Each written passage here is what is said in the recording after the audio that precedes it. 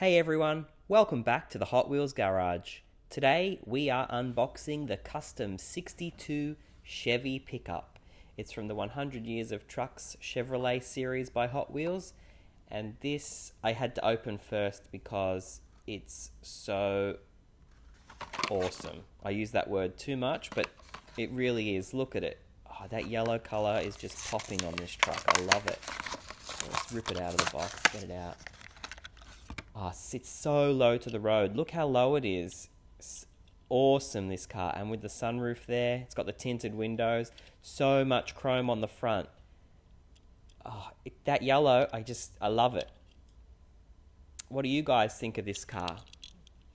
Alright, don't forget, thumbs up, subscribe for more, and enjoy the detailed views. Thanks everyone.